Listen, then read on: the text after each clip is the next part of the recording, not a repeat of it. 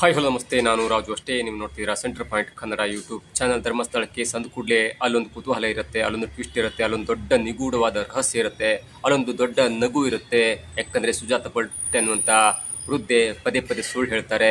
ಜೊತೆಗೆ ಯಾವ ಕೇಸನ್ನು ತೆಗೆದುಕೊಂಡ್ರೂ ಕೂಡ, ಯಾವ ಪ್ರಕರಣವನ್ನು ತೆಗೆದುಕೊಂಡ್ರೂ ಕೂಡ ಅಲ್ಲಿ ಕಂಡು ಕೇಳರಿಯದ ಒಂದು ಗೊಂದಲ ಇರುತ್ತೆ. ಅದರ ಮುಂದುವರಿದ ಭಾಗವಾಗಿ ಇದೀಗ ಆಂಬ್ಯುಲೆನ್ಸ್ ಡ್ರೈವರ್ಗಳು ಹೇಳಿದಂಥ ಮಾತು ಇದೀಗ ಅತ್ಯಂತ ದೊಡ್ಡ ಕುತೂಹಲಕ್ಕೆ ಮತ್ತು ಗೊಂದಲಕ್ಕೆ ಕಾರಣವಾಗ್ತಿದೆ.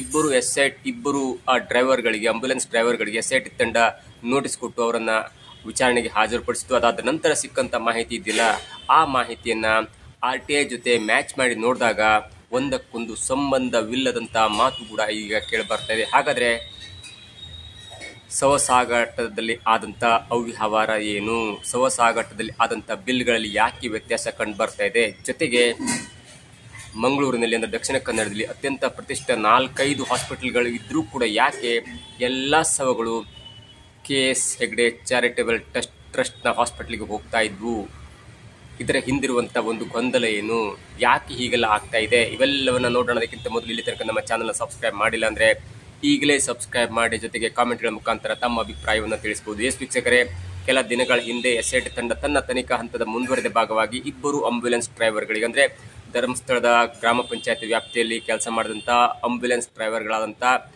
ಜಲೀಲ್ ಬಾಬಾ ಮತ್ತು ಹಮೀದ್ ಎನ್ನುವಂಥ ಇಬ್ಬರು ಆಂಬ್ಯುಲೆನ್ಸ್ ಡ್ರೈವರ್ಗಳಿಗೆ, ಮಾಲೀಕರಿಗೆ ನೋಟಿಸನ್ನು ಕೊಟ್ಟು ಹಾಜರಾಗುವಂತೆ ವಿಚಾರಣೆ ಕೂಡ ನಡೆಸಿತ್ತು. ಮತ್ತು ಆ ವಿಚಾರಣೆ ನಡೆಸಿದ ನಂತರ ಅವರ ವಿಡಿಯೋ ಚಿತ್ರೀಕರಣ ಕೂಡ SIT ಹತ್ರ ಇದೆ ಎನ್ನುವಂಥ ಮಾಹಿತಿಯನ್ನು ಹೊರಬಂದಂಥ ಜಲೀಲ್ ಬಾಬಾ ಅವರು ಕೊಟ್ಟಿದ್ದಾರೆ.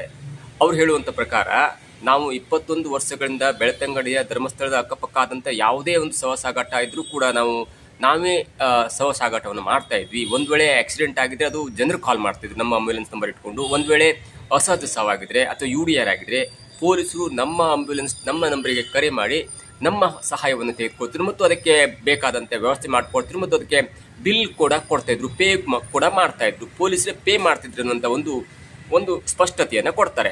ನೋಡಿ, ಅವರ ಒಂದೊಂದೇ ಹೇಳಿಕೆಯನ್ನು ಗಮನಿಸ್ತಾ ಹೋದ್ರೆ RTIಯಲ್ಲೂ ಕೂಡ ಅದು ಗೊಂದಲವಾಗಿ ಮಾರ್ಪಟ್ಟೆ. ಯಾಕಂದ್ರೆ 2014ರಿಂದ 2019 ತನಕ ಆದಂಥ ಒಂದು ಬಿಲ್ಗಳ ಮೂಲಕ ಹೇಳೋದಾದ್ರೆ, ಒಂದು ಶವವನ್ನು ಟ್ರಾನ್ಸ್ಫರ್ ಮಾಡಲಿಕ್ಕೆ, ಸಾಗಾಟ ಮಾಡಲಿಕ್ಕೆ 3,500ದಿಂದ 5,000 ರೂಪಾಯಿ ಹಣವನ್ನು ತೆಗೆದುಕೊಳ್ಳಲಾಗ್ತಾ ಇತ್ತು.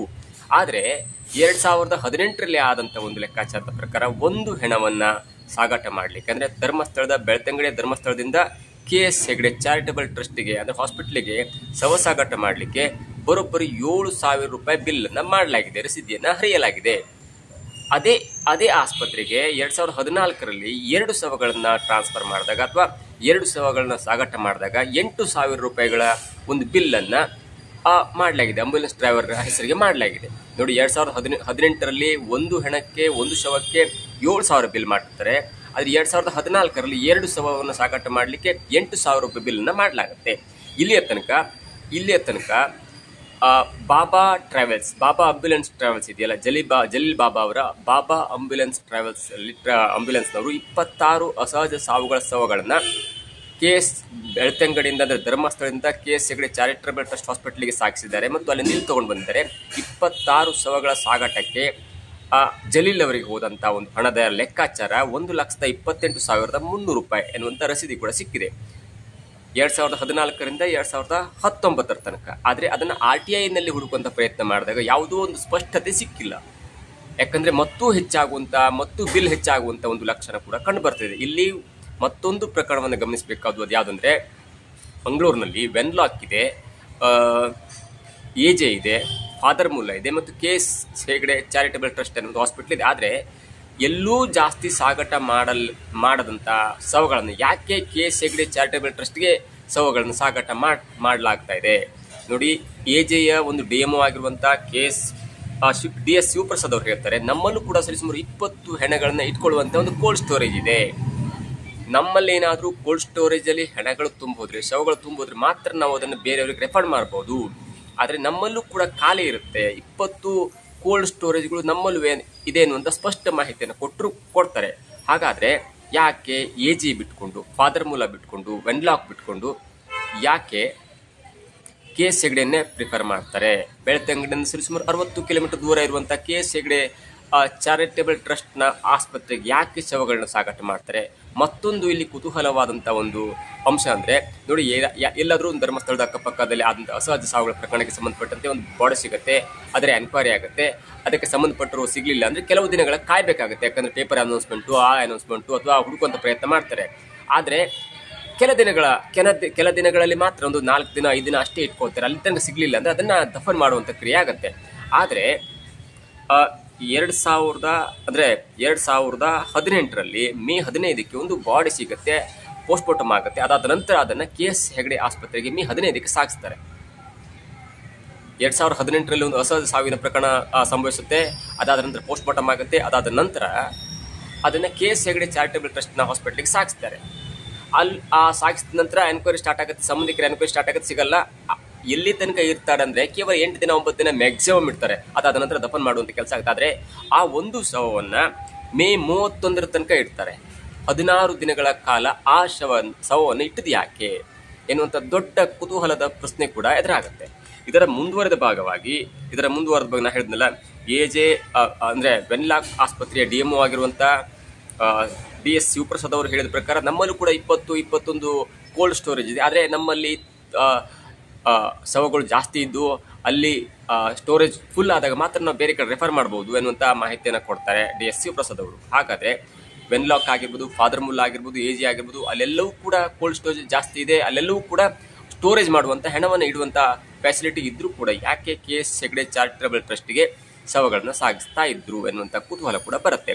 ನೋಡಿ, 2 ಆಂಬ್ಯುಲೆನ್ಸ್ ಏಜೆನ್ಸಿಯವರಿಗೆ ಜಾಸ್ತಿ ಶವಗಳನ್ನ ಸಾಗಿಸುವಂಥ ಅವಕಾಶ ಸಿಕ್ಕಿತು. 2014ರಿಂದ 2019 ತನಕ ಬಾಬಾ ಟ್ರಾವೆಲ್ಸ್ಗೆ, ಬಾಬಾ ಆಂಬ್ಯುಲೆನ್ಸ್ ಟ್ರಾವೆಲ್ಸ್ ಇದೆಯಲ್ಲ, ಜಲೀಲ್ ಬಾಬಾ ಅವರ ಬಾಬಾ ಟ್ರಾವೆಲ್ಸ್ಗೆ, ಅದು ಬಾಬಾ ಆಂಬ್ಯುಲೆನ್ಸ್ ಸರ್ವಿಸಿಗೆ 26 ಶವಗಳನ್ನ ಸಾಗಿಸುವಂಥ ಒಂದು ಅವಕಾಶ ಸಿಕ್ಕಿತು.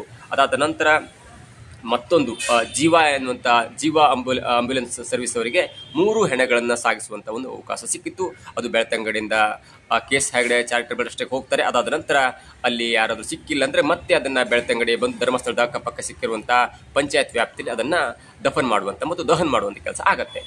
ಇದಕ್ಕೆ ಆಗಿರುವಂಥ ಬಿಲ್ ಕೂಡ 26 ಶವಗಳಿಗೆ 1,28,300 ರೂಪಾಯಿ ಪಾವತಿಯಾಗಿದೆ ಅನ್ನುವಂಥ ಮಾತು ಕೂಡ ಅಥವಾ ರಸೀದಿ ಕೂಡ ಇದೆ. ಆದರೆ ಇಲ್ಲಿ ಬಿಲ್ಲಿನಲ್ಲಿ ಪದೇ ಪದೇ ವ್ಯತ್ಯಾಸ ಆಗ್ತಾನೆ ಇರುತ್ತೆ. ಮತ್ತು ಆ ಜಲೀಲ್ ಬಾಬಾ ಅವರು ಕೊಟ್ಟಂತ ಹೇಳಿಕೆ ಪ್ರಕಾರ, ಮಾಧ್ಯಮಕ್ಕೆ ಕೊಟ್ಟಂತ ಹೇಳಿಕೆ ಪ್ರಕಾರ, ನಿಮ್ಗೆ ಯಾರು ಆ ಹಣವನ್ನು ಕೊಡ್ತಾ ಇದ್ರು, ನೀವು ಹಣವನ್ನು ಸಾಗಿಸ್ತಾ ಇದ್ರಿ, ನೀವು ಶವಗಳನ್ನ ಬೆಳ್ತಂಗಡಿ ಅಥವಾ ಧರ್ಮಸ್ಥಳದಿಂದ KS ಹೆಗಡೆ ಆಸ್ಪತ್ರೆಗೆ ಸಾಗಿಸ್ತಾ ಇದ್ರಿ, ಆದರೆ ನಿಮ್ಗೆ ಹಣ ಕೊಡೋರು ಯಾರು ಅಂತ ಕೇಳಿದಾಗ ಅವ್ರು ಹೇಳ್ತಾರೆ, ನಮಗೆ ಪೊಲೀಸರು ಅಡ್ಜಸ್ಟ್ಮೆಂಟ್ ಪ್ರಕಾರ ಕೊಡ್ತಾ ಇದ್ರು, ನಮಗೆ ಮತ್ತು ಪೊಲೀಸರಿಗೆ ಒಂದು ಸಂಬಂಧ ಇತ್ತು, ಅವರು ನಮಗೆ ಪಾವತಿಯನ್ನು ಮಾಡ್ತಾ ಇದ್ರು ಎನ್ನುವಂಥ ಒಂದು ಮಾತನ್ನು ಹೇಳ್ತಾರೆ. ಆದರೆ ಆ ಜಲೀಲ್ ಬಾಬಾ ಆಂಬ್ಯುಲೆನ್ಸ್ ಸರ್ವಿಸ್ಗೆ ಪಾವತಿಯಾದಂಥ ಬಿಲ್ನಲ್ಲಿ ಧರ್ಮಸ್ಥಳ ಪಂಚಾಯತಿಯ ಒಂದು ಸೀಲ್ ಇದೆ, ಸಿಕ್ಕ ಇದೆ. ಅದನ್ನು ಮತ್ತೆ ಮರುಪ್ರಶ್ನೆ ಮಾಡಿದಾಗ, ಇಲ್ಲ ನಿಮಗೆ ಕೊಟ್ಟಂತ ಬಿಲ್ನಲ್ಲಿ ಅದು ಧರ್ಮಸ್ಥಳ ಗ್ರಾಮ ಪಂಚಾಯತಿಯ ಸೀಲ್ ಇದೆ ಎನ್ನುವಂಥ ಮಾತನ್ನು ಕೇಳಿದಾಗ, ಹೌದು ಅವರು ಕೊಟ್ಟಿದ್ರು ಎನ್ನುವಂಥ ಮಾತಿನಲ್ಲಿ ಟ್ವಿಸ್ಟ್ ಮಾಡಿಕೊಂಡು, ಮಾತಿನಲ್ಲಿ ಯಾಮಾರಿಸಿಕೊಂಡು, ಮತ್ತೆ ಇಲ್ಲ ಪೊಲೀಸರು ಕೊಡ್ತಾ ಇದ್ರು, ಅದ್ರ ಜೊತೆಗೆ ಪಂಚಾಯತಿಯವರು ಕೊಡ್ತಾ ಇದ್ರು, ಪಂಚಾಯತಿ ಮುಖಾಂತರ ಕೊಡ್ತಾ ಇದ್ರು ಎನ್ನುವಂಥ ಒಂದು ಹೇಳಿಕೆಯಲ್ಲಿ ಬದಲಾವಣೆ ಕೂಡ ಮಾಡ್ತಾರೆ. ಹಾಗಾದ್ರೆ ಯಾಕೆ ಈ ಹೇಳಿಕೆಯಲ್ಲಿ ಬದಲಾವಣೆಯನ್ನು ಮಾಡ್ಕೊಳ್ತಾರೆ ಜಲೀಲ್ ಬಾಬಾ ಅವರು, ಅಂದ್ರೆ ಆಂಬ್ಯುಲೆನ್ಸ್ ಡ್ರೈವರ್ ಆಗಿರುವಂಥ, ಮಾಲೀಕರಾಗಿರುವಂಥ ಜಲೀಲ್ ಬಾಬಾ ಅವರು ಯಾಕೆ ತಮ್ಮ ಹೇಳಿಕೆಯಲ್ಲಿ ಬದಲಾವಣೆ ಮಾಡಿ ಇಲ್ಲಿ ಏನೋ ಒಂದು ರಹಸ್ಯ ಕಾಡ್ತಾ ಇದೆ ಅನ್ನುವಂಥ ಗೊಂದಲಕ್ಕೆ ಮತ್ತೆ ಎಡೆ ಮಾಡಿಕೊಡ್ತಾರೆ? ಇವೆಲ್ಲವೂ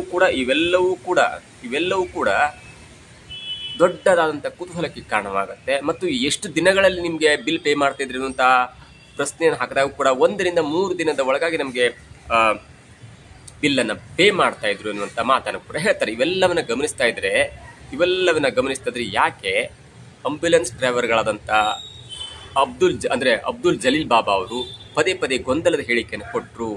ಒಂದು ವೇಳೆ ಪೊಲೀಸರೇ ನಿಮಗೆ ಕರೆ ಮಾಡಿದರೆ, ನೀವು ಅಲ್ಲಿ ಶವಗಳನ್ನ ಸಾಗಣೆ ಮಾಡಬೇಕು ಎನ್ನುವಂಥ ಕರೆಯನ್ನು ಮಾಡಿದರೆ ಪೊಲೀಸರೇ ಬಿಲ್ಲನ್ನು ಪೇ ಮಾಡಬಹುದಿತ್ತು. ಅದು ಪಂಚಾಯತಿ ವ್ಯಾಪ್ತಿ ಬರಲ್ಲ. ಜೊತೆಗೆ ಪಂಚಾಯತಿಯಾಗೂ ಮತ್ತು ಆಂಬ್ಯುಲೆನ್ಸ್ನವ್ರಿಗೆ ಯಾವುದೇ ಒಂದು ಲಿಂಕ್ ಕೂಡ ಇರಲ್ಲ. ಏನಾದರೂ ಅಸಹಜ ಸಾವುಗಳ ಹೆಣಗಳು ಸಿಕ್ಕಿದ್ರೆ ಅದು ಮೊದಲು ಪೊಲೀಸರು ತನಿಖೆ ಆಗುತ್ತೆ. ಪೊಲೀಸರು ಕೊನೆಯಲ್ಲಿ ಪಂಚಾಯತಿ ವ್ಯಾಪ್ತಿಗೆ, ಯಾಕಂದರೆ ಏನಾದರೂ ಡಾಟಾ ಕಲೆಕ್ಟ್ ಮಾಡಬೇಕು, ಅದಕ್ಕೆ ಮಾತ್ರ ಮಾಡ್ತಾರೆ. ಮತ್ತು ಅದನ್ನು ಫೈನಲಿ ಯಾವ ಒಂದು ಪರಿಚಿತರು ಸಿಕ್ಕದಿದ್ದಾಗ, ಯಾವ ಒಂದು ಸಂಬಂಧಿಕರು ಸಿಗದೇ ಇದ್ದಾಗ, ಅದಾದ ಕೊನೆಯಲ್ಲಿ ಪೋಸ್ಟ್ಮಾರ್ಟಮ್ ಆಗಿ ಅದು ಅಸಹಜ ಸಾವಾಯಿತು ಮತ್ತು ಯಾವ ಸಂಬಂಧಿಕರು ಸಿಗದ ಕಾರಣ ಅದನ್ನು ದಹನ ಮಾಡುವ ಕ್ರಿಯೆಯಲ್ಲಿ ಮಾತ್ರ ಪಂಚಾಯತಿಯರು ಎಂಟ್ರಿ ಆಗ್ತಾರೆ. ಇವೆಲ್ಲವೂ ಕೂಡ ಪೊಲೀಸರೇ ಮಾಡುವಂತ ಪ್ರಕ್ರಿಯೆ ಆಗುತ್ತೆ. ಯಾವ್ದಾದ್ರು ಹಣ ಸಿಕ್ಕಾಗ ಅದು ಪೊಲೀಸ್ಗೆ ಸ್ಟೇಷನ್ಗೆ ಹೋಗುತ್ತೆ, ಅವರು ಎಲ್ಲವನ್ನು ಪ್ರಕರಣ ದಾಖಲು ಮಾಡ್ತಾರೆ ಮತ್ತು ಸಂಬಂಧಿಕರನ್ನು ಹುಡುಕುವಂತ ಪ್ರಯತ್ನ ಮಾಡ್ತಾರೆ. ಅದರ ಮಧ್ಯೆ ಪೋಸ್ಟ್ ಮಾರ್ಟಮ್ ಆಗುತ್ತೆ, ಅದಾದ ನಂತರ ಬೇರೆ ಕೋಲ್ಡ್ ಸ್ಟೋರೇಜ್ಗೆ ಅದನ್ನು ಸಾಗಿಸ್ತಾರೆ. ಅದಾದ ನಂತರ ಮತ್ತೆ ಅದನ್ನ ಗ್ರಾಮ ಪಂಚಾಯತ್ ಹೇಳಿ ಅದನ್ನು ದಫನ್ ಮಾಡುವಂತ ಕೆಲಸ ಕೂಡ ಪೊಲೀಸರೇ ಮಾಡ್ಬೇಕಾಗತ್ತೆ. ಇಲ್ಲಿ ಪಂಚಾಯತಿ ವ್ಯಾಪ್ತಿ ಯಾವುದೂ ಬರಲ್ಲ. ಹಾಗಾದ್ರೆ ಪಂಚಾಯತಿಯಿಂದ ಹೇಗೆ ಬಿಲ್ ಹೋಯಿತು, ಅಥವಾ ಪಂಚಾಯತಿಯವರು ಅಥವಾ ಪೊಲೀಸರ ಮಧ್ಯೆ ಆದಂತ ಒಂದು ಟ್ವಿಸ್ಟ್ ಏನು, ರಹಸ್ಯ ಏನು? ಪದೇ ಪದೇ ಯಾಕೆ ಅಬ್ದುಲ್ ಜಲೀಲ್ ಬಾಬಾ ಅವರು ಪದೇ ಪದೇ ಗೊಂದಲದ ಹೇಳಿಕೆಯನ್ನು ಕೊಡ್ತಾ ಇದ್ದಾರೆ? ಮೊದಲು ಹೇಳ್ತಾರೆ ಅದು ಪೊಲೀಸರು ನಮ್ಮ ಹಣವನ್ನು ಪೇ ಮಾಡಿದ್ದಾರೆ ಅಂತಾರೆ. ಅದಾದ ನಂತರ ಹೇಳ್ತಾರೆ ಪಂಚಾಯತ್ ವ್ಯಾಪ್ತಿ ನಮಗೆ ಹಣ ಸಾಗಿಸಲಿಕ್ಕೆ ರಸೀದಿ ಬಂತು, ಬಿಲ್ ಕೊಟ್ಟರೆ ಅನ್ನುವಂಥ ಗೊಂದಲದ ಹೇಳಿಕೆ ಕೂಡ ಕೊಡ್ತಾ ಇದ್ದಾರೆ. ಇದು ನೋಡಿ, ಇದು ಧರ್ಮಸ್ಥಳ ಕೇಸ್ನಲ್ಲಿ ಚಿಕ್ಕ ಒಂದು ಗೊಂದಲ ಆದರೂ ಕೂಡ, ಇದು ಚಿಕ್ಕ ಬೆಳವಣಿಗೆ ಆದರೂ ಕೂಡ ಈ SIT ತಂಡ ಮಾಡ್ಲಿಕ್ಕೆ ಹೊರಟಿರುವಂಥ ತನಿಖೆಯಲ್ಲಿ ಇದು ಕೂಡ ಪ್ರಮುಖ ಪಾತ್ರವನ್ನು ವಹಿಸುತ್ತೆ. ಯಾಕಂದ್ರೆ ಈ ಧರ್ಮಸ್ಥಳದ ಅಕ್ಕಪಕ್ಕ ಆದಂತ ಅಸಹಜ ಸಾವುಗಳ ಪ್ರಕರಣವನ್ನ 2004ರಿಂದ ಅಥವಾ 2005ರಿಂದ 2025 ತನಕ ತನಿಖೆ ಆಗಬೇಕೆನ್ನುವುದು ಮಹಿಳಾ ಆಯೋಗವೂ ಕೂಡ ಮನವಿ ಮಾಡಿತು ಮತ್ತು SIT ತಂಡಕ್ಕೆ ಸರ್ಕಾರ ಕೂಡ ಆದೇಶವನ್ನು ಮಾಡಿತ್ತು. ಹಾಗಾಗಿ ಇದೊಂದು ದೊಡ್ಡ ಬೆಳವಣಿಗೆಯಾಗಿ ಕಾಡ್ತಾ ಇದೆ ಮತ್ತು ಇದು ಮುಂದಿನ ದಿನಗಳಲ್ಲಿ ಯಾವ ತರಹದ ಒಂದು ಉತ್ತರ ಸಿಗುತ್ತೆ, ಯಾವ ತರಹದ ಒಂದು ಎಲ್ಲ ಪ್ರಶ್ನೆಗಳಿಗೆ ಉತ್ತರ ಸಿಗುತ್ತೆ ಅನ್ನೋದು ಕೂಡ ಕಾದು ನೋಡಬೇಕಾಗಿದೆ. ಯಾಕೆ ಇಲ್ಲಿ ಬರುವಂತ ಎರಡು ದೊಡ್ಡದಂತ ಕುತೂಹಲ ಅಂದ್ರೆ, ಯಾಕೆ ಇಲ್ಲಿ ದೊಡ್ಡ ದೊಡ್ಡ ಆಸ್ಪತ್ರೆ ಇದ್ರು ಕೂಡ, ವೆನ್ಲಾಕ್ ಆಗಿರ್ಬೋದು, AG ಆಗಿರ್ಬೋದು, ಪಾದ್ರಮುಲ್ಲ ಆಗಿರ್ಬೋದು, ಇಂಥ ದೊಡ್ಡ ದೊಡ್ಡ ಆಸ್ಪತ್ರೆಯಲ್ಲಿ ಕೋಲ್ಡ್ ಸ್ಟೋರೇಜ್ ಇರುವಾಗಲೂ ಕೂಡ ಯಾಕೆ KS ಹೆಗ್ಡೆ ಆಸ್ಪತ್ರೆಗೆ ಶವಗಳನ್ನ ಸಾಗಿಸ್ತಾ ಇದ್ರು? ಒಂದನೇ ಪ್ರಶ್ನೆ. ಎರಡನೇದಾಗಿ, ಪದೇ ಪದೇ ಶವಗಳನ್ನ ಸಾಗಿಸುವಾಗ ಬಿಲ್ಗಳಲ್ಲಿ ಯಾಕೆ ಅಜಗಜಾಂತರ ವ್ಯತ್ಯಾಸ ಇದೆ? ಅಬ್ದುಲ್ ಜಲೀಲ್ ಬಾಬಾ ಅವರು ಹೇಳ್ತಾರೆ, ಇಲ್ಲ ಕೆಲವೊಂದು 2 ದಿನ 3 ದಿನ ಹಿಂದೆ ಸತ್ತಿರ್ತಾರೆ, ಕೆಲವೊಂದು ವಾರಗಟ್ಟಲೆ ನಂತರ ನಮ್ಗೆ ಹಣ ಸಿಗುತ್ತೆ, ಅದಕ್ಕೆ ಡಿಕಂಪೋಸ್ ಸಿಕ್ಕಾಪಟ್ಟೆ ಆಗುತ್ತೆ, ಅದಕ್ಕೆ ಬೇರೆ ಬೇರೆ ಅಂತ ಕ್ಲಾತ್ ನಮ್ಗೆ ಬೇಕಾಗುತ್ತೆ, ಬೇರೆ ಬೇರೆ ಪ್ಲಾಸ್ಟಿಕ್ ಬೇಕಾಗುತ್ತೆ, ಹಾಗಾಗಿ ಅದರ ಬಿಲ್ನಲ್ಲಿ ವ್ಯತ್ಯಾಸ ಆಯಿತು ಎನ್ನುವಂಥ ಒಂದು ಹೇಳಿಕೆಯನ್ನು ಕೊಡ್ತಾರೆ. ಇವೆಲ್ಲವಕ್ಕೂ ಕೂಡ SIT ತನಿಖೆಯಲ್ಲಿ ಒಂದು ಸ್ಪಷ್ಟ ಉತ್ತರ ಸಿಗಬೇಕಾಗುತ್ತೆ.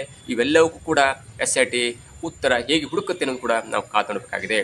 ಇದಾಗುತ್ತೆ ಇವತ್ತಿನ ವಿಶೇಷ. ನೋಡ್ತಾ ಇರಿ centre point Kannada YouTube channel.